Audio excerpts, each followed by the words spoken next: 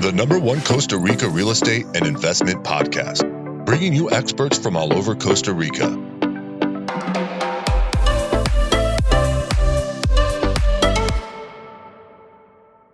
Good morning, guys, and welcome to episode 142 of Costa Rica Real Estate and Investments with me, your host, Richard Beckson. Today, we're going to be talking with d.hollander.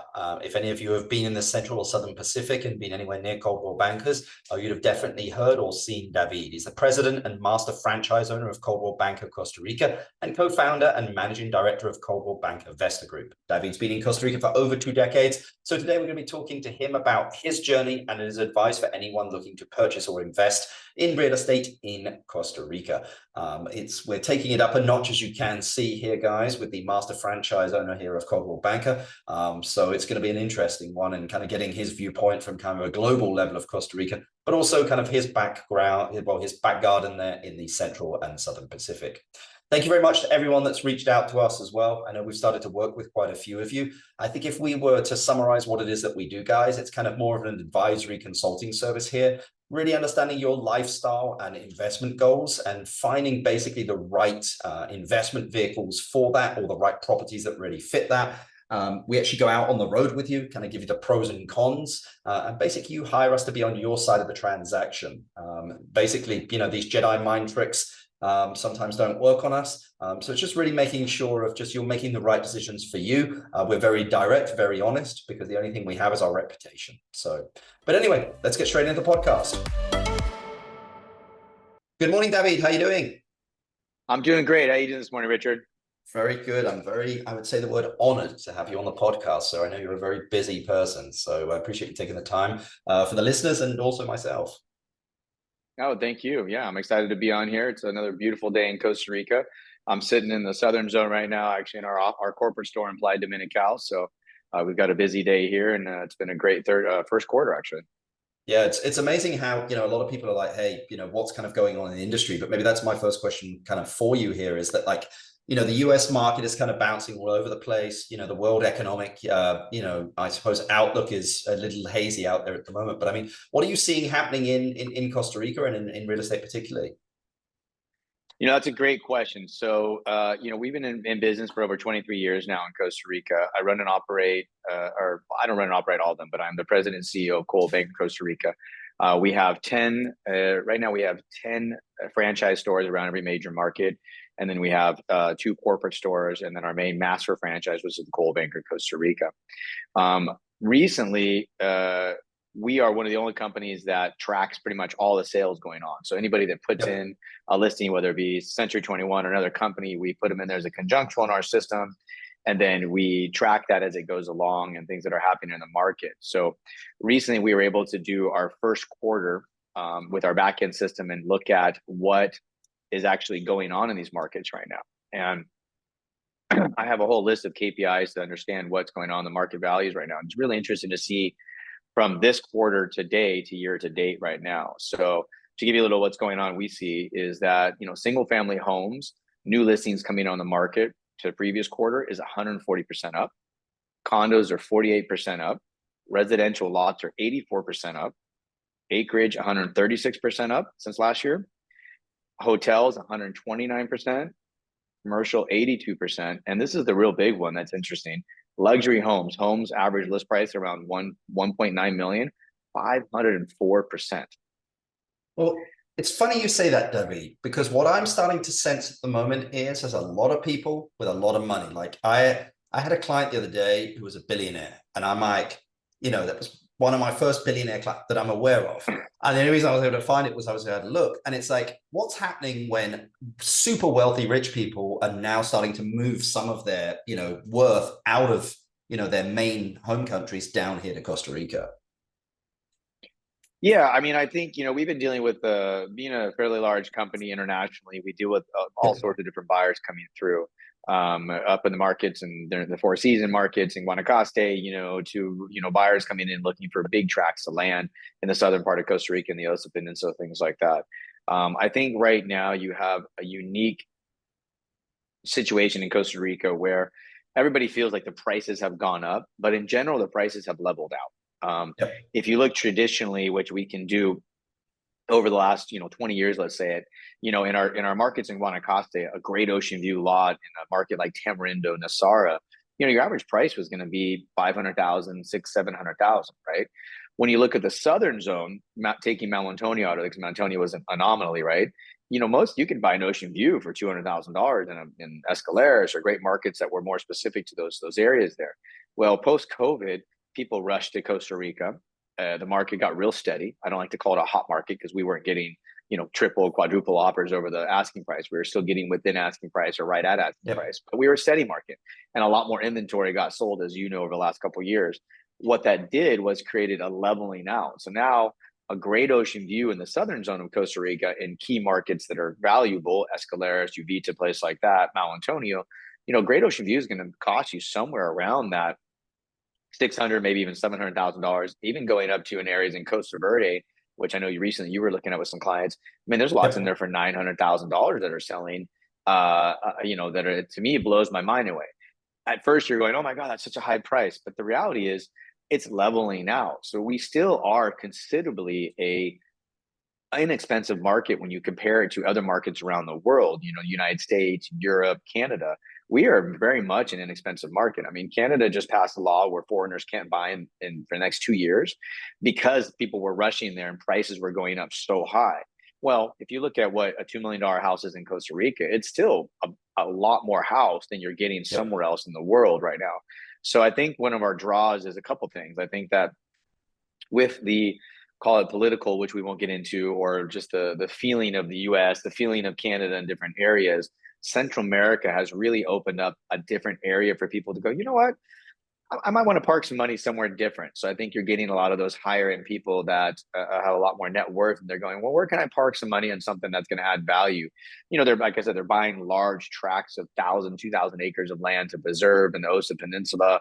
They're buying a first, secondary home in the area here. We've done transactions between the 5 million going up to $15 million for homes, which is most people are pretty unseen, and they go, oh my God, that's overpriced. It's ridiculous. But it's not. I mean, when you actually compare, let's call it a $9 million home in Costa Rica to what you're getting if you were to buy that similar house in California, it's still a quarter of the value. I mean, that same house in California would be, 40, $50 million, if not more, right? And so I think that's where people are starting to see the value. Now, yes, a lot of people go, yeah, but you don't have the infrastructure, you don't have the different things going on. But we do. I mean, we have a lot of stuff that's starting to come into play. As you and I were mentioning before we started this call, just in the southern zone, you can't drive anywhere now without construction going on.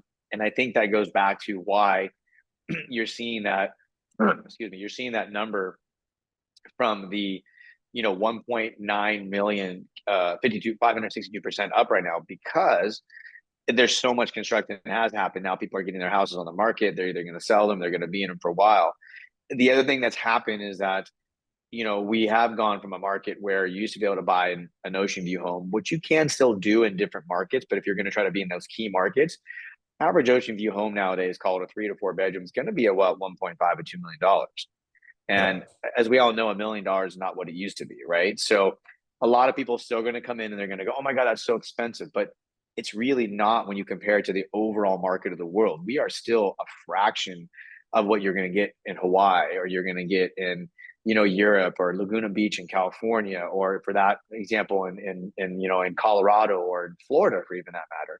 I mean, there's penthouses in Florida going for $30 million, so we're diverse, right? And I think that one of our draws is people in areas like, I'll just go back to California, they bought a house 15 years ago, call it for a couple $1 million or $2 million. And they were able to sell in that last rush, which was an extremely hot market, for, call it $10 million. And what did they do? Well, they went to a place like Texas and bought a house, but then they were still sitting on $7-8 million. And they're like, well, let's go to Hawaii and buy a vacation house. And I went to Hawaii, and that vacation house that they wanted was 15, 20, $30 million. They couldn't do it per se. So they came to Costa Rica and went, wow, I can buy this 5-6 bedroom house, which is doing, an ROI of, 8 to 10%, great ocean view in a great market, beautiful jungle. I got access to resources. I've got new things going on. I can buy this and have a secondary home in Costa Rica for less than $3 million. Great. So there was a lot of sales that happened in that manner as well. Yeah, I mean, it's interesting. You mentioned something previously there about, the infrastructure here in Costa Rica not being as good in certain areas like Hawaii or, Laguna Beach, those kind of things. But I think that a lot of the time that's what people look for. Like they're looking for that raw authenticity that Costa Rica has, like those, maybe not asphalt roads, maybe it is a bit of a dirt road, but it's raw and like there's wildlife and there's jungle. Yeah, I would agree with you. I think that it's raw and there's jungle in that sense. But I will say that as that market, we've been around where I sold some of these same lots for $50,000 and I'm selling 20 years later now for $500,000, right? Yep. It's a completely different buyer, right? I mean, the guy that buys for $50,000 was normally building a more modest home in this beautiful ocean view. Well, the guy that's paying $500,000 or $700,000 for a lot normally is not going to build just a smaller house. These guys are going to build Yep. pretty good sized homes that are going to be beautiful. So they are looking for more infrastructure. I mean, definitely the shift towards, the old days it used to be, I don't want a gated community. I don't want to be in anything. I just want to be by myself. And although some of that still exists where people are buying, let's call it larger farms, and they're sitting on 20 acres and having their own personal little area, you are seeing now the guys coming in or the families coming in and going, you know what? We don't want the full gated like you have in the United States, maybe, but we'd love to have some kind of situation where it's a community where I could leave the house and we know it's protected, and maybe there's a guard from 6 to 6, just things that offer that feeling of feeling safety and having it there. And then that what comes along with that is that roads get asphalted, the drainage gets done right, Yep. right? Electricity is underground. It's a little bit more thought process where when you and I first came up in Costa Rica, I mean, we were literally taking a tractor, cutting a hillside, throwing 4 lots in, no electricity, selling it for 100 grand, and then maybe the road got done. Maybe everybody pitched in Yep. the annually, things like that, right? So those are your differences. Yeah, definitely. I mean, what are I love that you use data, David. Really do. Just because a lot of people, the majority don't. So I love that you're gathering this data and able to look at it, because again, if you can't measure it, you can't improve it. I mean, are there any other trends that you guys are seeing that is taking you by surprise, or that you think that any of the listeners should know? Yeah, so we are a data-driven company. Like I said, we are one of the only true MLSs in Costa Rica. We run a Salesforce backend platform, which interconnects with all of our offices. So when an office puts a listing in our system, it goes to our hub and our master franchise, and then it Yep. feeds out to each individual office like an MLS would, and it's on their URL. So we track, like I said, every sale. Even if it wasn't our sale, we will put in a number. We're pretty good at understanding the market and knowing like what something came close to. That data has given us the ability to really work with developers, people coming in for looking for hotels, things like that, to understand, like, if you go to Tamarind and say, I want to buy a 10-acre parcel and build condos, we can pretty much average you out and say, okay, if you buy this for $5 million and you built $300,000 condos, this is what your average sale will be over the next 3 years, and consistency, things like that. And we've been pretty good at getting those numbers right on because of the 20 odd years of information we have to feed to people and give to it. So statistically, what we've seen is which I think really blows people away. There's 3 statistics that we see. Number one, the amount of real estate agents that are not real estate agents coming to the market. So Yep. one thing I'd like to point out is that our agents are all certified in Costa Rica, even though there's not a true licensing board. We are part of GAR. We are part of CCBR. We do have a full program where they go through a full training format on how to sell Costa Rican. And they all are residents of Costa Rica, and they all are registered with SUHEF to legally sell in Costa Rica property, which is really key because we track all people that are claiming to be agents. And just Yep. to give you an idea, like the Southern Zone went from 42 agents to almost 273 agents of people It's claiming to be insane. agents. It's insane. So, companies like Century 21 have the same platform with us. I give a lot of credit to the Cutters, which are good friends of mine, that they have a Yep. really good training program and stuff they hire to Costa Rica, and things like that to really change the market. So one of our forefronts has been, how do we push to change this market to be better, to get people that are actually qualified and actually treat ourselves as an industry. So when people come to us and say, I've got a buyer and I want a commission, we don't do that. We say, hey, if you're not certified with SUHEF, if you're not legal, Yep. we're happy to pay you a referral fee, but we can't work with you, which has probably caused us to push away a lot of deals. But we also feel like we're helping to change the market and push into a better area. We're not trying to be high and mighty. We're just trying to say that, hey, this is a profession for us, and we're spending a lot Yep. of time and money to do this. So that's one of the biggest things I think can change there. I think secondly, you're seeing a lot of new people come in that are buying in a shorter term. So if you look statistically, we've average time on market for a home over $700,000, which most people will blow their minds, has been 8 months to 1.8 years. Now, why is that? People go, oh my God, that's ridiculous. Well, think about it. People come to Costa Rica and they, first of all, go to Guanacaste. Why do they do that? Because Guanacaste has the resort places, right? So they don't know, like, is it Costa Rica safe? So they go and they do a Marriott where it's all exclusive, and they get their feet wet in Costa Rica. Then they might look at some property.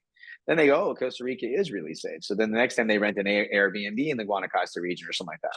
And then from there, they begin to explore and they go to other areas where there aren't big chain hotels like the Southern Zone of Costa Rica, where really the Southern Zone in Costa Rica is really what people think of Costa Rica. I mean, it's the green, the foliage, you got the Osa Peninsula where the whales breed. It's that real dense jungle, which is great. So your average buyer also goes from, and are statistically, and this is still true to today, except there's a couple of little spurts of anomalies over since COVID that pushed that to be different. But the average buyer is 1.2 years to 2.5 years to purchase from the time that you meet them on email. And these are statistics that most people don't know this, and they don't let their sellers know this because everybody wants to sell today. So when we do actually take listing contracts and work with our sellers, we tell them, hey, we're putting quite a bit of money into your listings. We do focus on listings more than we do a buyer. And then we tell them, hey, keep in mind, the longevity of this could be some time. It could sell quicker, but the reality is this is why it's taking so long. So even in our training format, we train our agents to understand that when you meet somebody today, it's like you're putting somebody kind of in the bank, right? You've got to keep in contact. You've got to put them in the bank and then keep communicating with them over the next 1.5 to 2 years, because then that's when they come back. I was just with clients yesterday, wonderful couple. She's from South Africa. He's from Canada.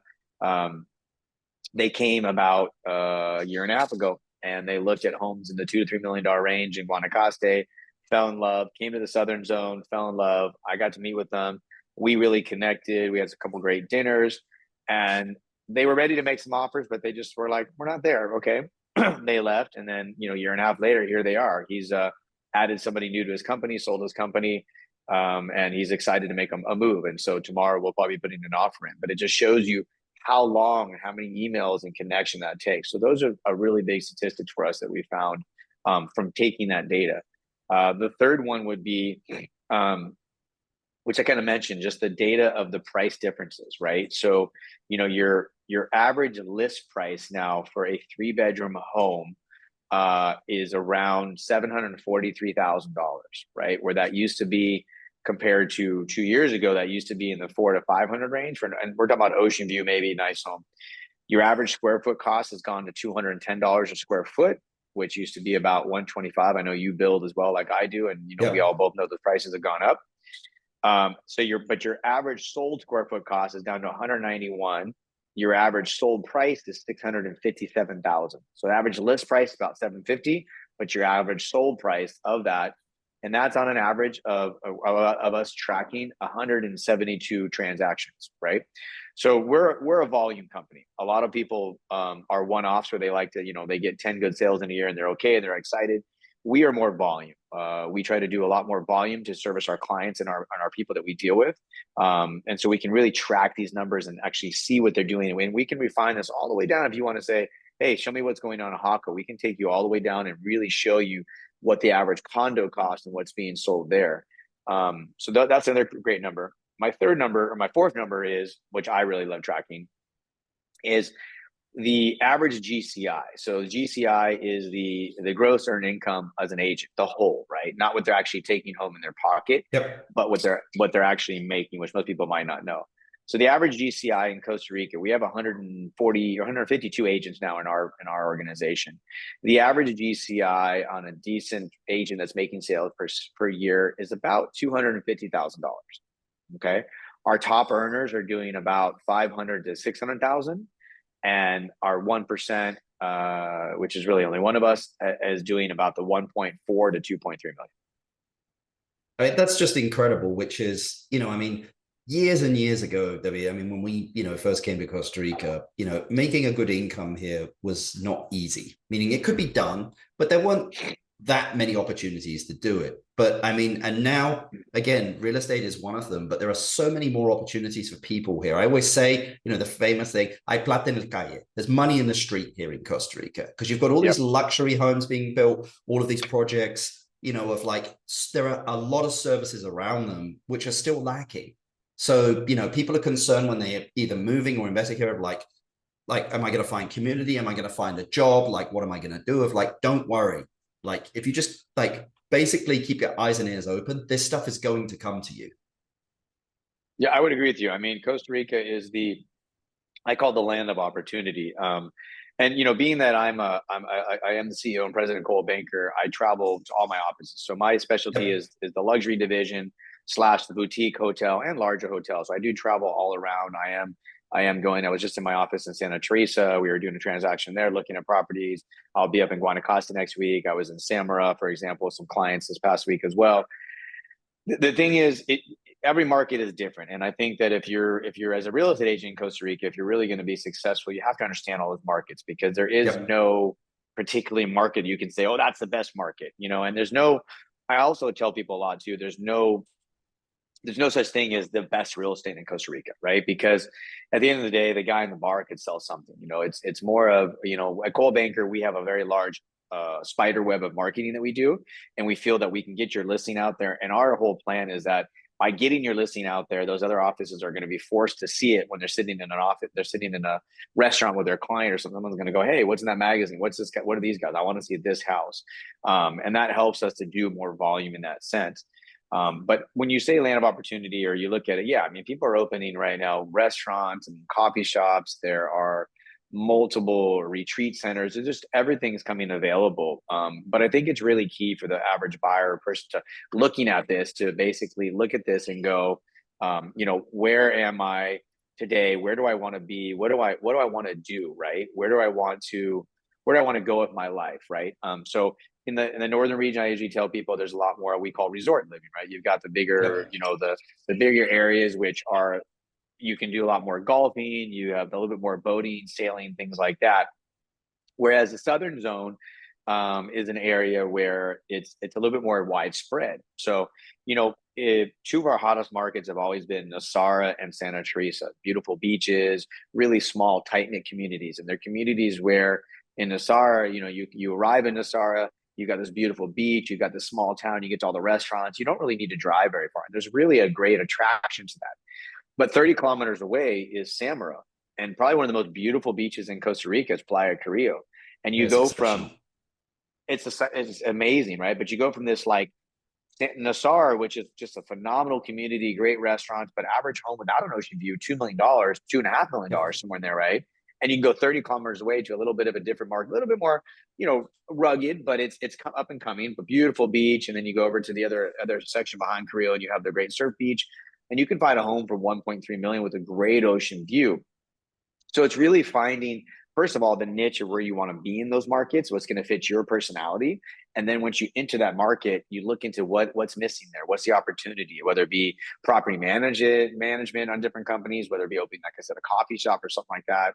And then really take into consideration, like, a lot of people come to Costa Rica and they always go, well, I want a $100,000 lot. And they want to buy it so far away that's cheap, but they don't realize that everything is about community. So, one of my favorite things about the southern zone of Costa Rica is that if you're in Dominical or you're in Uvita or Ojachal, you have these great communities of full-time residents.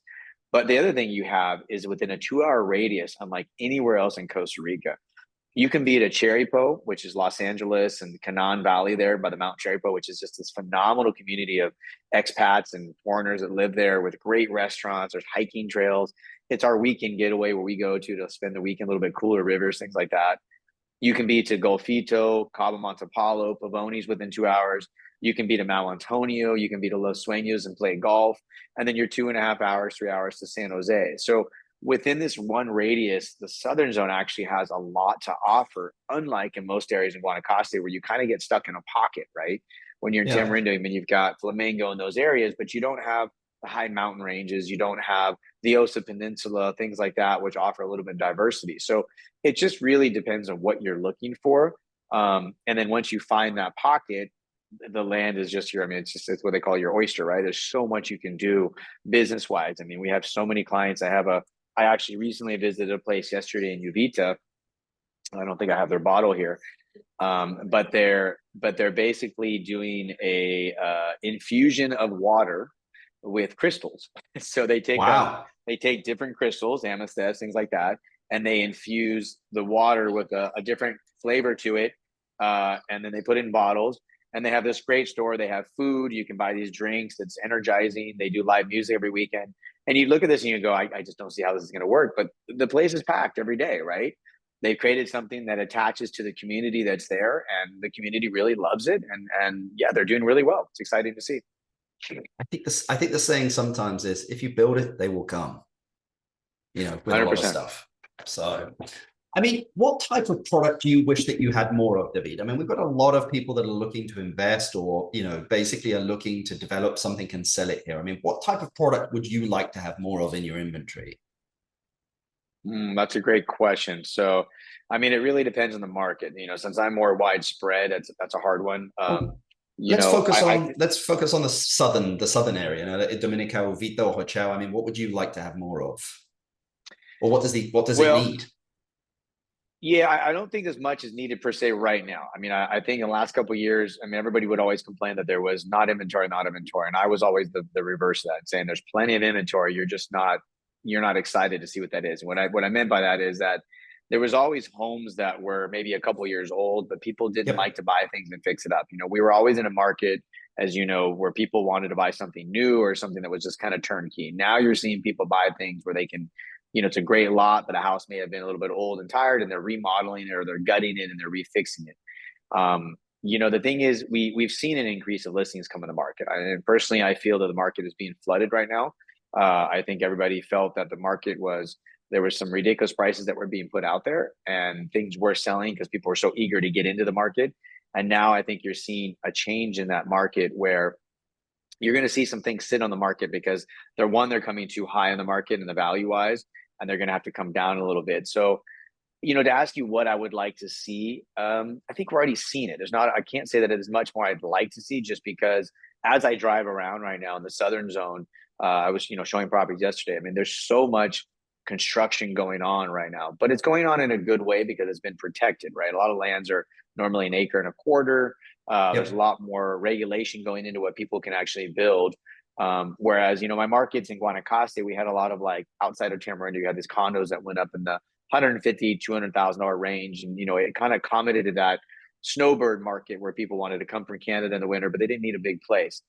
The southern zone in Costa Rica doesn't have a lot of those condos. It has more of the individual house in let's call it the flatland areas by the beach areas, which is great because you've got great restaurants, you can ride a bike to everything. And you're finding homes in like that 220 to 350 range, which are moving fairly quickly. And I think that's a really good market that I don't want to say we need more of it because there's a lot happening of it, right? But it is something that I've seen that's really taken an attraction, and really changed the market. Most things where people before, like, all they wanted was an ocean view in the southern zone. Now they're realizing that, it's actually nice having a place closer to town where I can go grab a pizza. So I think that besides the real estate, what we need, I think what we're seeing, the need for it are things like restaurants and more services, which are starting to happen. Costa Rica to me I'm a foodie, and Costa Rica is a culinary just retreat of things to do, right? And the southern zone, although there are great restaurants, when you go to Santa Teresa or Nasara, it has like these just phenomenal places that you were always excited. Well, that's starting to trickle its way towards areas like Mal Antonio, like Dominical, Uvita. You're starting to see really unique places come into place now. Yeah, I mean, I agree. I mean, it has good restaurants, but no, San Santa Teresa, I mean, just the level there of restaurants is incredible, and it continues to develop there. Now, I've got two more questions for you, as I know that I'm taking up quite a bit of your time, but it's just very interesting to be chatting with you, just because, again, it's your viewpoint is you've been here for a long time, but it also, it's you get a viewpoint of the whole country and also have that data. So it's just very interesting. So feel free to be like, look, Rich, I got to go at any moment here. But I know that I know that the listeners here would be very, very interested. But I mean, what two listings do you have that most excite you, and why? Great question. So I've got one listing that is a kind of a pocket list. It's not on the market right now, and it's a hotel in Dominical. It's got 36 bedrooms. It's not the big ocean view hotel. It does have a small ocean view onto it, but it's probably one of the best run hotels in the area. It's listed right now, or would be listed at 3.4 million. That says it's not on the market, but we've got kind of a pocket listing. It is run impeccable. It's got, you press a button and it washes the whites. It does everything you can imagine. It's got a restaurant. It's got a spa. It's got a smaller area down below for the mid-range rooms, and it's got some high-end rooms. But it's got a very different feeling, maybe not as beachy as some people like to it, right? So I think if someone were to buy it and kind of lighten it up a little bit and make it maybe some surfboards on the wall, things like that, I just think it's one of those diamond in the rough. It's got some great opportunity. It's got an ROI right now, the net doing about of a cap rate doing about 200 and some thousand per year without hardly any marketing or anything going on. So that could really easily be increased. We can get it up to maybe a 10 to 50% cap rate. Yeah. So that's one of my favorites right now that if anybody was interested, they could reach out to. And then beyond that, I've got a great house in Dulce Pacifico, which is a project that is a gated community. It's got asphalt roads. It's got a great hiking trails, things like that. The house is listed at 2.7, but probably one of the most impeccable houses I've seen built. It's just a gorgeous house. I mean, it is unbelievable. Floors, travertine floors, great view of the whale's tail. And it's kind of house you just drop your bags off and ready to go. So those are probably two of my favorite right now. Well, it sounds like that last one that you're talking about as well. I mean, two very different products as well. One is, hospitality, and the other one, it sounds like at that price, you could probably get a decent ROI on it as a vacation rental as well. 100%. I mean, everywhere in Costa Rica is a vacation per se, a rental you can do, but most of them, it just depends on how close they are to things. And once again, in access, this house is within 5 minutes to Uvita, where you don't have the hustle and bustle where you're at the house, but you can go right out and now you've got restaurants and everything you can imagine. So families love it because, they're able to get out and do things quickly. It's the kind of concept where if you forget, your towels at the beach, you go back and stuff and get them. So. Yeah. Well, my last question for you, David, is I have kept you long enough, but it's the one that people always like for me to ask is, if you basically inherited $500,000 and had to invest it into a business or real estate in Costa Rica, what would you do with it and why? Say it again. If you inherited $500,000 and had to invest it into a business or real estate in Costa Rica, what would you do with it and why? It's only $500,000, which doesn't go as far as it used to. That is true. Especially in the eco medium has come up. So yeah, that's a great question. If I had to look at $5,000 in Costa Rica where I had to invest it into, I would look at, I would start to look at all the markets really. I mean, so, the old days we used to say that the northern region was the more expensive market, right? Now what's happening is the southern zone, like I said, you have your average price point going up to 1.9 for a luxury home. So I would actually begin to look at some of the condo markets and things like that, where you could find pretty good return on investments. Or I mentioned earlier in the meeting, things like that about the homes in like Uvita area, the flat areas. A lot of those homes that are closer to the beach that you can pick up in the $250,000 to $300,000 range are doing a cap rate of like 8 to 10% per year, because they're easy access, right? So people come in with families, they're 2 to 3 bedrooms, they got a nice little pool, and you really can get to things fairly easily. So, it may not be, $150,000 at a house you're paying $2 million is doing, but you got 2 of those homes running, you're creating $60,000 net income per year. That's not bad on a house. And you could actually push that usually to get higher by adding an extra room or do some. So I would really look at that market. Yeah, I think that's smart. I really do. I mean, again, and again, to the resale of something like that as well should probably be pretty easy as well, especially if you've got an 8 to 10% return, because somebody could just walk in, again, as you said, like it's turnkey, it's ready to go. So. Yeah, I just sold 3 of them last week, actually. They weren't my listings, but exactly the clients were just looking for an investment. I found them from different agents and went in, and one had a cap rate of like 7%. The other one was 8%. And the third one, I think, was almost at 10%. And they're, just cute little places. One was just a 2-bedroom, a little pool, but you could walk to the Chaman Beach in Uvita. You could walk to the restaurants. And it was already being managed by a local property management rental company. And with all the fees said and done, they were doing about $20,000 net clear per year. So yeah, they're great numbers and easy to get into. Well, David, I've kept you long enough. I really appreciate you taking the time, and I'm sure that the listeners do as well. Anybody that wants to contact David, I'll put all of his contact details in the description, but really appreciate you taking the time to come on the podcast, sir. You too. I appreciate it as well. I'll see you soon, Richard. Have a great day. Sounds good. I hope you enjoyed that podcast there with d.hollander. As you guys can see, a lot of stats there that he was kind of giving out, which was very good to see. I mean, I think that, is a lot of people keep asking me, am I too late to invest in Costa Rica? No, I mean, the best time to invest in Costa Rica is yesterday, as I always say. So, there's still quite a bit of opportunity here. I mean, the great thing about, investing in Costa Rica or even moving here is just the quality of life is amazing. I was just chatting with somebody actually from the UK today when we were just discussing, what they were looking forward to, what they think they would miss. And especially just for their kids, it's just the quality of life here, kind of going forwards. I think in the Western world, things are being taught in schools and kind of things that are going on is a little crazy at the moment, whereas Costa Rica is kind of the calm, kind of surrounded by that storm. So, I hope you enjoyed the podcast, guys. If anyone wants to reach out to us, potentially working with us, you can do info@investingcostarica.com, info@investingcostarica.com. Again, we can take you from idea all the way through to, actually cash flowing something, whatever that may be. If we can't, we'll point you kind of in the right direction. So if you're interested in chatting with us, just email us, info@investingcostarica.com. If you've enjoyed the podcast, guys, please give us 5 stars, thumbs up. Really appreciate all the support. I mean, I can't believe, we're 140 something episodes in. We've been doing this now for a couple of years. I'm going to continue to keep doing it, highlighting people doing great work down here in Costa Rica, highlighting entrepreneurs and just getting, knowledge out there. I'm actually, the next podcast after this is going to be with Derek Schlager. Derek, I used to work with many years ago. He's the director of business relations at NAMU Travel Group. So we're going to be talking about kind of more hospitality, what vacation rentals, investment companies, and also travel companies, tour companies can be doing to kind of improve their revenue, and just also where he sees the opportunity in the market. Derek spends a lot of time traveling the country, so it's going to be great to get his kind of viewpoint on that. So, but until the next podcast, guys, it's been a pleasure. Thank you very much. The #1 Costa Rica real estate and investment podcast, bringing you experts from all over Costa Rica.